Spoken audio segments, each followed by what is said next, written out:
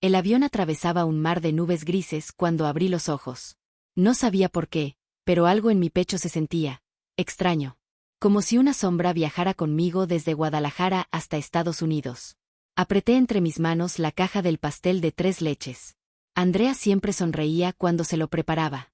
6 meses sin verla. 6 meses sin escuchar su risa en persona. Hoy sería la sorpresa perfecta. O eso creía. Cuando el avión tocó tierra, el presentimiento oscuro seguía ahí, silencioso, pegado a mi espalda como una advertencia que todavía no entendía. Tomé un taxi rumbo a su casa. El vecindario era demasiado tranquilo, como si cada palmera escondiera un secreto. Toqué el timbre una vez. Luego otra. Nada. El silencio tenía algo inquietante, algo que hacía que la piel se me erizara. Entonces la puerta del jardín vecino se abrió. Una mujer de cabello gris me observaba con una mezcla de lástima y alarma. ¿Usted es el papá de Andrea?, preguntó con una cautela extraña. Sí, vine a verla. Quiero sorprenderla. La mujer dejó caer la manguera. Y cuando habló otra vez, su voz ya no sonaba curiosa. Sonaba como si estuviera a punto de mostrarme el borde de un abismo. Señor, nadie le avisó, ¿verdad? Mi corazón dio un salto. ¿Avisar qué? Ella respiró hondo. Muy hondo. Como quien debe soltar la verdad aunque duela. Su hija está muriéndose en la UCI, y su marido está de fiesta en un yate. El pastel cayó de mis manos. Pero no fue el golpe contra el suelo lo que me rompió por dentro, fue lo que vino después. Porque esa frase, esa simple frase, fue el inicio del plan que cambiaría nuestras vidas. Y de la caída de un hombre que juraba amar a mi hija, mientras celebraba su posible muerte. El Uber llegó más rápido de lo que esperaba, pero no lo suficiente para calmar el torbellino que se había formado en mi pecho. Mientras avanzábamos por las calles de Coral Springs, cada semáforo rojo parecía un obstáculo cruel. Cada minuto, una eternidad. La vecina Marta había dicho UCI. Había dicho 3 días. Pero lo que más resonaba en mi mente era otra cosa. Y su marido está de fiesta en un yate. Esa frase no dejaba de repetirse en mi cabeza, como si el universo quisiera tallarla a golpes en mi memoria. Cuando por fin entré a la recepción del Memorial Regional Hospital, el aire helado y la luz blanca del lugar me golpearon de frente. Había algo antinatural en ese frío, algo que parecía advertirme que la verdad que estaba a punto de descubrir no iba a ser amable conmigo. Busco a Andrea Sullivan, logré decir. Es mi hija. La enfermera tecleó con la calma mecánica de quien ha repetido ese gesto miles de veces. Pero entonces levantó la vista, y me miró con esos ojos que han visto demasiados finales, demasiadas despedidas. ¿Es usted Rodrigo Méndez? Sí. No está registrado como contacto de emergencia. Esa frase me perforó el pecho. Contactos de emergencia, y no eligió a su padre. Eligió a su esposo. A él. Al mismo que ahora estaba celebrando en un yate mientras ella peleaba por su vida. Pero puedo dejarlo pasar unos minutos, añadió la enfermera. Ab 47. Solo. Respire profundo antes de entrar. Respirar. Como si eso fuera sencillo en ese momento. El pasillo hacia la unidad de cuidados intensivos parecía interminable. Cada paso que daba se hundía en un silencio pesado, como si las paredes mismas contuvieran historias que nadie quería recordar. Cuando por fin llegué a la puerta, no estaba preparado. Ni aunque hubiera tenido 1000 años de vida, habría estado preparado. Andrea estaba ahí, mi niña, mi hija, con tubos en la garganta, monitores pitando, piel grisácea y un ventilador mecánico que respiraba por ella como una máquina antigua aferrándose a su alma. Andrea, susurré acercándome. Papá está aquí. Tomé su mano. Estaba fría. Inquietantemente fría. La doctora Ramírez entró. Su expresión no era solo profesional. Había una sombra detrás, como si intentara ocultar algo más grande. Señor Méndez, las próximas 48 horas son críticas. Ella está luchando, pero necesitamos apoyo familiar. Su esposo, no ha venido. No ha venido. Esa frase cayó dentro de mí como una piedra ardiendo. No la había visitado. No había preguntado. No había firmado más que documentos. Y después, desapareció. La doctora continuó sin saber que sus palabras avivaban un fuego nuevo en mí. Y le dije personalmente que debía contactar a la familia, pero no lo hizo. La sangre me zumbaba en los oídos. No era solo rabia. Era algo más profundo. Algo que me hablaba desde un lugar oscuro, un lugar que no sabía que existía dentro de mí. Ese hombre, ese esposo, ese yerno. Había dejado a mi hija morir sola. Y aunque todavía no sabía exactamente cómo, algo dentro de mí se encendió. Una idea. Una chispa. El nacimiento de algo que él jamás vio venir. Porque esa noche, mientras escuchaba el ventilador mecánico respirar por Andrea, entendí una sola cosa. No podía salvarle la vida, pero sí podía destruir a quien no le importaba perderla. Y así, en la penumbra de la UCI, comenzó mi plan. Un plan meticuloso. Frío. Irreversible. Un plan que iba a cambiarlo todo. Salí del hospital esa noche con una mezcla incómoda de dolor y lucidez.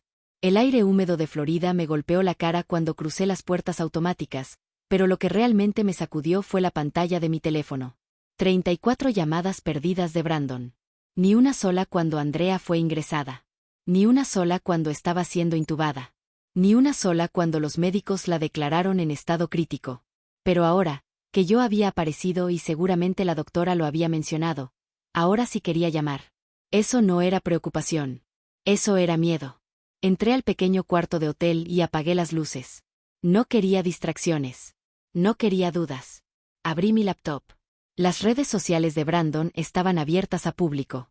Ingenuidad pura o arrogancia total. Quizá ambas. Su última foto era de hace unas horas. Brandon en un yate, camisa hawaiana abierta, cerveza en mano, amigos alrededor, música, carcajadas. El caption, Living the Dream. Viviendo el sueño. Un sueño para él. Una pesadilla para ella. Deslicé hacia arriba. Antier, bar con amigos. 3 días antes, cena en un restaurante caro.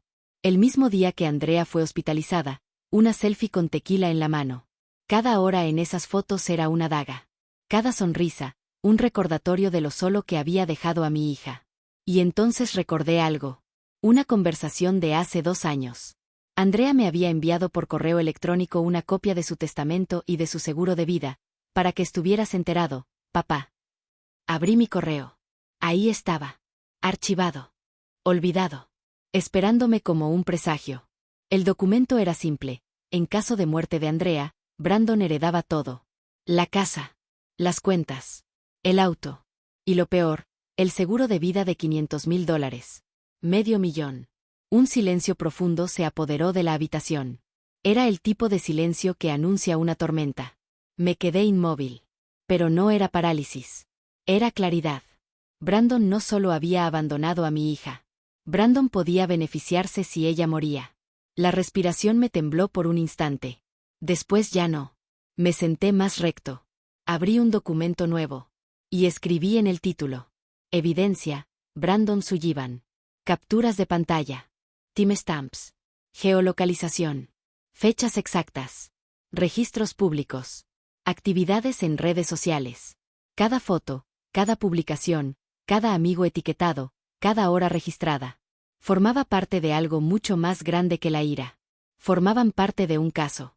Porque cuando un hombre abandona a su esposa mientras está entubada luchando por su vida, cuando no aparece ni firma documentos necesarios, cuando está de fiesta mientras ella agoniza, la ley en Estados Unidos tiene un nombre para eso. Abandono conyugal.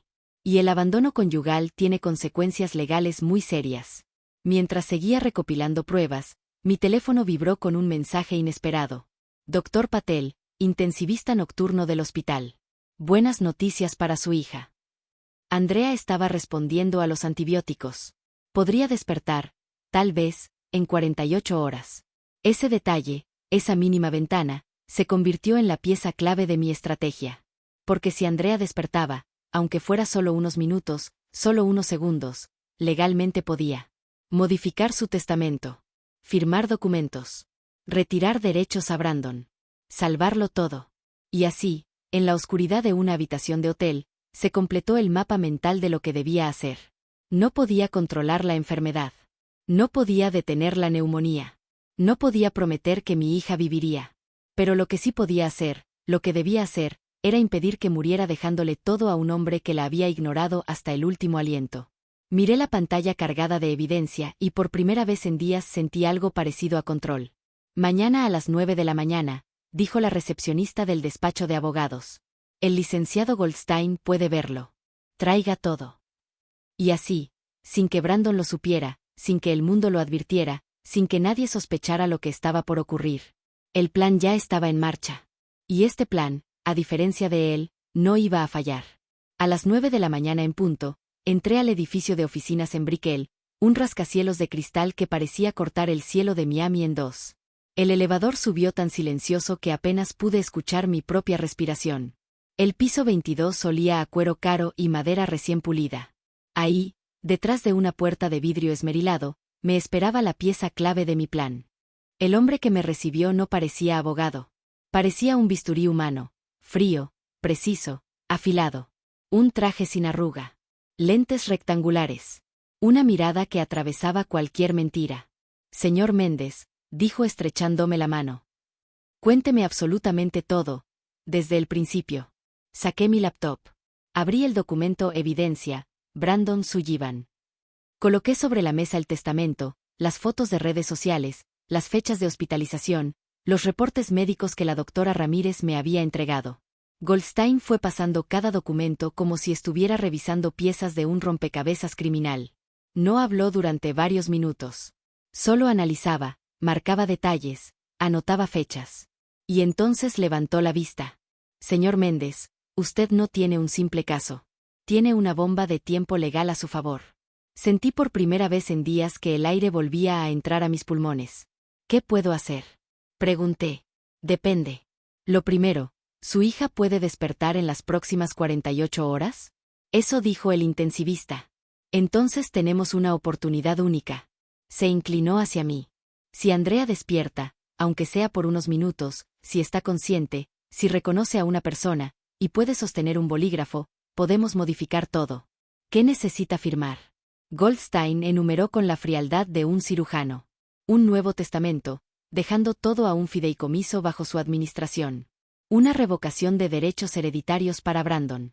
Un poder notarial total para decisiones financieras y médicas. Separación inmediata de bienes. Pero hay algo más, añadió.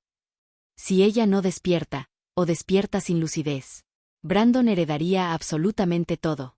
Un escalofrío me recorrió la espalda. ¿Y si él intenta intervenir? No puede impedirlo, si actuamos antes de que él aparezca. ¿Y si llega al hospital hoy? Goldstein sonrió con una calma que me heló. Entonces lo mantendremos fuera. La ley puede ser su enemiga, pero también puede ser su escudo. Pagué los $2,000 de Eritane sin dudarlo. Ese dinero no era un gasto. Era un arma. Goldstein preparó los documentos en cuestión de horas. A las 6 de la tarde ya estábamos frente al hospital de nuevo. El cielo comenzaba a oscurecerse, como si Miami supiera que algo importante estaba por ocurrir. La doctora Ramírez nos recibió en UCI. Buenas noticias, dijo. Andrea está respondiendo muy bien. Mañana por la tarde reduciremos la sedación. Si todo sale bien, podría abrir los ojos, quizá incluso seguir instrucciones simples. Esa frase encendió una chispa en mi pecho. Era la primera luz después de un túnel interminable. ¿Podremos entrar con ella cuando despierte? Pregunté. La doctora me miró con una mezcla de comprensión y gravedad. Tiene exactamente una ventana de 30 minutos. Tal vez un poco más. Pero después deberá sedarla otra vez. Su cuerpo no soportará un estrés mayor. 30 minutos. 30 minutos para salvar su vida y su futuro. Goldstein necesitaba 2 testigos. Su asistente llegó con él al día siguiente, puntual como un reloj. A las 2:45 de la tarde yo ya estaba en la habitación 47. Las máquinas de Andrea seguían pitando, pero algo en su ritmo era distinto. Menos caótico. Más esperanzador. La doctora entró a las 3 de la tarde exactas. Ahora, dijo mientras ajustaba la bomba de sedación. El monitor cambió de ritmo. Los párpados de Andrea se movieron. Y entonces, abrió los ojos. Mi corazón casi se detuvo. Mi amor, susurré acercándome. Papá está aquí. No hables, solo escucha. Andrea parpadear 2 veces. La doctora asintió. Estaba orientada. Goldstein se acercó con los documentos. Andrea, soy abogado. Tu papá me contrató para protegerte. Necesitamos que firmes estas hojas. Es importante. Muy importante. ¿Entiendes? Ella asintió. Cuando le mostré las fotos de Brandon en el yate, sus ojos se llenaron de lágrimas por encima del tubo de respiración. No lloraba por los documentos. Ni por el testamento. Ni por los bienes. Lloraba por la verdad. Por saber que mientras ella estaba aquí, al borde del abismo, él estaba en una fiesta celebrando quién sabe qué. La mano de Andrea tembló, pero logró sostener el bolígrafo. Firmó el primero. Firmó el segundo. Firmó el tercero. 3 firmas. 3 golpes de martillo sobre el destino de Brandon. Cuando terminó, se desplomó de cansancio. La doctora volvió a aumentar la sedación. Lo lograron, dijo. Ahora debe descansar. Salimos de la habitación. Mis piernas temblaban. Goldstein guardó los documentos en su maletín metálico. Señor Méndez, todo está hecho. Andrea está protegida. Brandon, está acabado. Y yo supe, en ese instante, que la verdadera batalla estaba por comenzar. Porque cuando un hombre pierde una fortuna, cuando pierde su máscara, muestra su verdadero rostro. Andrea fue devolvida a sedación profunda después de firmar. La doctora Ramírez me explicó que su cuerpo necesitaba descanso absoluto. Sus signos vitales, aunque estables, seguían delicados. Yo me quedé un momento de pie frente al vidrio de la UCI, mirándola dormir mientras el ventilador mecánico marcaba un ritmo hipnótico. Ese sonido, por primera vez en días, no me daba miedo. Me daba esperanza. Pero esa calma se rompió al día siguiente. A las 11:03 de la mañana, mientras la doctora revisaba los monitores, la puerta de la habitación se abrió con un golpe. Un golpe innecesario. Intencional. Teatral. Ahí estaba Brandon. Camisa cara, perfume fuerte, expresión ensayada. Un ramo de flores que claramente había comprado 5 minutos antes, solo para aparentar. Baby, dijo con una voz melosa que no le quedaba, vine tan rápido como pude. Mi estómago se revolvió. Brandon caminó hacia Andrea con pasos dramáticos, como si de verdad estuviera actuando en una telenovela. Pero entonces sus ojos se toparon conmigo. Y toda la actuación se desmoronó. Ah, usted, escupió como si le amargara la lengua. ¿Tú qué haces aquí? Yo no respondí. La doctora sí. Él es el padre de Andrea, dijo con un tono firme.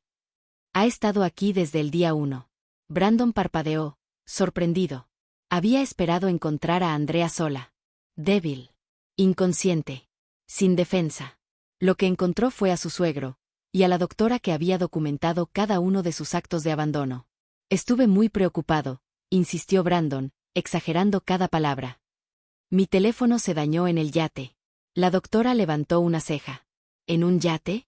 Su esposa ingresó entubada a este hospital, señor Sullivan. Estaba en riesgo de muerte. ¿Y usted estaba en un yate? Brandon tragó saliva. Su teatro empezaba a deshacerse. Fue un compromiso. Yo no sabía. Yo di un paso adelante. Mi voz salió fría como el acero. Brandon, tú firmaste los papeles de admisión. La doctora te explicó que Andrea estaba grave, que su vida dependía de apoyo familiar. Yo titubeó. Estaba asustado. ¿Asustado? ¿Asustado o disfrutando un tequila en una lancha con tus amigos? Levanté mi teléfono y abrí una de sus fotos. La del yate. La cerveza. La sonrisa. El color de su cara cambió de inmediato. Eso no es lo que parece, dijo. Ah, ¿no? Porque aquí dice la fecha, la hora y la ubicación exacta. La misma hora en la que mi hija estaba siendo intubada. Brandon miró a su alrededor, buscando apoyo. No lo encontró. La doctora cruzó los brazos. Su asistente lo observaba desde la puerta. Y yo estaba listo para la parte final. Brandon, dije con voz baja. Andrea despertará hoy. Y tiene algo que decirte. Sus ojos se abrieron tanto que casi parecían salirse. ¿De despertará? ¿Está consciente? Lo suficiente, respondí. Lo suficiente para firmar documentos. En ese momento su máscara cayó completamente. ¿Documentos? ¿Qué documentos? ¿De qué hablas? Yo no contesté. La doctora habló primero. El día de ayer, su esposa, estando consciente y orientada, firmó modificaciones legales importantes. Brandon se puso rojo. Después blanco. Después una mezcla de ambos, como pintura mal agitada. ¿Qué? ¿Qué documentos? Yo saqué una copia del folder que Goldstein me había enviado. Estos. Un nuevo testamento. Un poder notarial. Una revocación de derechos hereditarios. Y una separación de bienes. El silencio heló la habitación. No, No puedes hacer eso, balbuceó. Soy su esposo. Tengo derechos. Tenías, lo corregí suavemente.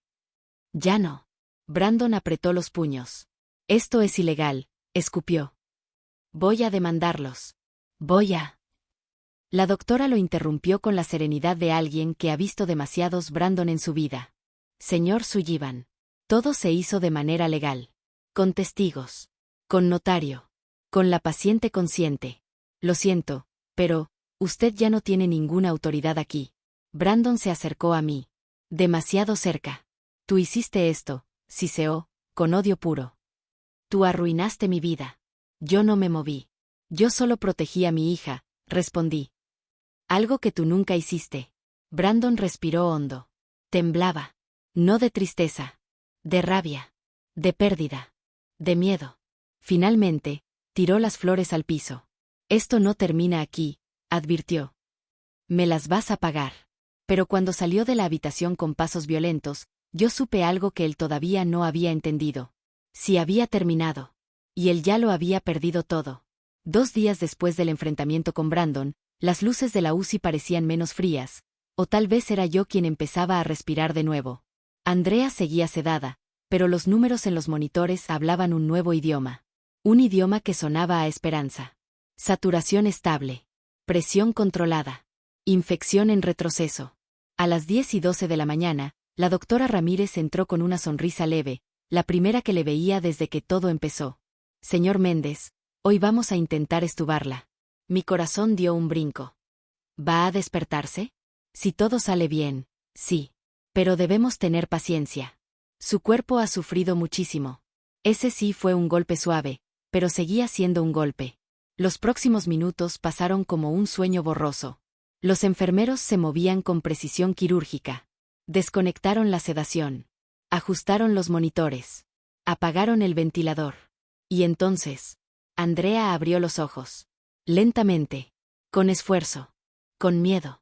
Sus pestañas temblaron. Sus pupilas buscaron, y finalmente me encontraron a mí. Pa, susurró con la voz rota por los días en la máquina. Se me hizo un nudo en la garganta tan fuerte que por un instante pensé que no podría responder. Aquí estoy, mi amor, dije tomando su mano. No me he movido. Ni un segundo. Sus ojos se llenaron de lágrimas. No de dolor. De alivio. ¿Qué pasó? Logró decir entre respiraciones cortas. Me senté en el borde de la cama, con cuidado de no tocar los cables ni los tubos. Te enfermaste, Andrea. Muy grave. Pero luchaste, y estás aquí. Ella cerró los ojos, procesando. Y entonces los volvió a abrir con una expresión distinta. Confusión. Pero también, un presentimiento. ¿Brandon? ¿Él vino? Respiré hondo. Era el momento. No había forma amable de decirlo. No, hija. No vino. No llamó. No preguntó. No estuvo aquí, ni un solo minuto. Ella se quedó inmóvil. Esa verdad le cayó encima como una piedra gigante que llevaba años ignorando. Estaba de fiesta en un yate, continué suavemente. Mientras tú estabas entubada. Una lágrima solitaria cayó por su mejilla. Luego otra. Y otra. Pero entonces, algo cambió en su mirada. Algo que no era tristeza. Ni dolor. Era despertar. ¿Qué hiciste, papá? Preguntó con un hilo de voz. Te protegí, respondí. De él. De su dinero. De sus intenciones. De su abandono. Y ella supo, en ese instante, que yo había visto todo. Todo lo que ella había querido justificar, ignorar o negar. Papá, susurró. Gracias. Su mano débil apretó la mía. No con fuerza física. Con fuerza emocional. Y ese pequeño gesto valió todos los días de miedo, todas las noches de insomnio, todas las decisiones difíciles. La doctora intervino suavemente. Andrea, necesitas descansar. Habrá tiempo para hablar. Pero hoy, solo recupera fuerzas. Me quedé junto a ella mientras dormía. Su respiración era natural. Propia. Humana. Por primera vez desde que bajé del avión, no tuve miedo de perderla. Andrea fue trasladada a una habitación normal 2 días después. Ya podía hablar, aunque con voz débil. Podía sentarse. Podía comer sopa tibia. Y ese fue el día en que Brandon decidió aparecer otra vez. Entró a la habitación con una sonrisa falsa y un ramo de flores más grande que su sentido común. «Baby», dijo con tono meloso. «Por fin estás mejor. Estuve tan preocupado». Andrea lo miró como si viera a un extraño. No había ternura. No había amor. No había nada. Solo frialdad. «Brandon», dijo ella con la voz tranquila y cortante. «Quiero hablar contigo». Él sonrió, creyendo que estaba a punto de ser perdonado. Iluso. «Claro, mi amor, lo que necesites. Quiero el divorcio». El ramo se le cayó de las manos. Literalmente. Flores por el piso. Como su dignidad. ¿Qué? ¿Cómo? «Baby, no, no digas eso». Andrea lo miró fijamente. «Vi las fotos, Brandon. Las de tus fiestas. Las del yate. Las fechas». Él tragó saliva. La máscara empezaba a romperse. «Puedo explicarlo. Hubo malentendidos. Yo». «No estuviste aquí», interrumpió ella. «Ni un día. Ni una hora. Ni un minuto. Mientras yo luchaba por mi vida, tú estabas celebrando». Brandon buscó apoyo en mí. «Grave error. Usted está envenenando a mi esposa. Usted le llenó la cabeza». Andrea lo interrumpió con una fuerza que no esperaba. «Él no me llenó la cabeza de nada. La llenaste tú, con tus mentiras». Brandon, acorralado, jugó su última carta. «Estás exagerando. Estas cosas se pueden arreglar». Andrea respiró hondo. «Ya no eres mi contacto de emergencia. Ya no tienes acceso a mis cuentas. Ya no eres beneficiario de mi testamento. Y no tienes derecho a un solo centavo». El pánico le recorrió el rostro. Completo. Crudo. Sin máscara. «¿Qué documentos?», gritó. «¿Qué firmaste?». «Los que me protegen de personas como tú», respondió ella. Brandon me miró con un odio tan puro que casi pude tocarlo. «Tú hiciste esto, viejo entrometido». Yo me levanté con calma. «No, Brandon. Tú lo hiciste. Con cada fiesta. Con cada abandono. Con cada excusa». Él se quedó sin palabras. Sin poder. Sin futuro. Salió de la habitación como un animal herido. Y nunca volvió. Brandon salió de la habitación dando un portazo tan fuerte que incluso la enfermera del pasillo se sobresaltó. Andrea lo observó irse sin derramar una sola lágrima. Ese era el mayor signo de que algo en ella había cambiado para siempre. No había dolor. No había angustia. Solo una paz fría. La paz de quien finalmente entiende la verdad. «¿Estás bien, hija?», le pregunté con un nudo en la garganta. Andrea respiró hondo. Se secó la mejilla. Y asintió. «Más de lo que estuve en años, papá». La palabra años me golpeó. ¿Cómo no lo vi? ¿Cómo no escuché lo que nunca me dijo? Me tomó la mano con dedos aún temblorosos. «Papá, yo pensé que él iba a cambiar. Que casarnos, mudarnos, empezar una vida juntos, iba a hacerlo madurar». Su voz se quebró por primera vez desde que despertó. Pero no cambió. Yo me fui alejando de mis amigas, dejé de ver a mi familia, dejé de hacer cosas que amaba, nada más por mantener un matrimonio que solo existía en mi cabeza. Le acaricié el cabello igual que cuando tenía 5 años, cuando lloraba porque la maestra le había dicho que no sabía colorear. «Nunca es tarde para volver a casa, Andrea». Ella sonrió. Una sonrisa cansada, pero real, como no la veía desde hacía mucho. Y ese mismo día, el proceso comenzó. Brandon, al saber que ya no estaba en el testamento, se volvió un fantasma desesperado intentando recuperar lo que nunca fue suyo. Mandó mensajes. Llamó desde números desconocidos. Se presentó en el hospital 2 veces más, ambas veces escoltado afuera por seguridad. Su mayor obstáculo no era Andrea. Era la ley. Las firmas que Andrea había hecho eran válidas. Blindadas. Irrevocables. Y cuando recibió la notificación legal del divorcio, intentó pelearlo. Pero olvidó un pequeño detalle. Tenía un expediente completo de abandono conyugal, con fechas, fotos, ubicaciones y testimonios. El juez no tardó ni 10 minutos en entender que Brandon no tenía ni una sola oportunidad. Andrea conservó la casa de Coral Springs, sus cuentas bancarias, su auto, su seguro de vida. Brandon, en cambio, tuvo que pagar la mitad de la hipoteca restante como parte del acuerdo. Y así, pieza a pieza, el mundo perfecto que Brandon había construido sobre mentiras se desmoronó. Andrea volvió a caminar sin asistencia a las 3 semanas. A las 4, ya podía subir escaleras. A las 6, el médico le dio de alta oficial. Recuerdo la última vez que salimos del hospital. Ella respiró el aire caliente de Florida y dijo: «Papá, quiero volver a casa». No necesitaba preguntar a cuál. Vendió la casa en Florida. Devolvió el auto. Empacó solo lo necesario. Volamos juntos a Guadalajara. Durante el vuelo, Andrea apoyó su cabeza en mi hombro. Como cuando viajábamos a la playa cuando era niña. «Perdón por haberte preocupado tanto», susurró. Le di un beso en la frente. «No tienes que pedir perdón por vivir, mi amor». Encontró un trabajo en una empresa mexicana a 2 cuadras del departamento que alquilamos para ella.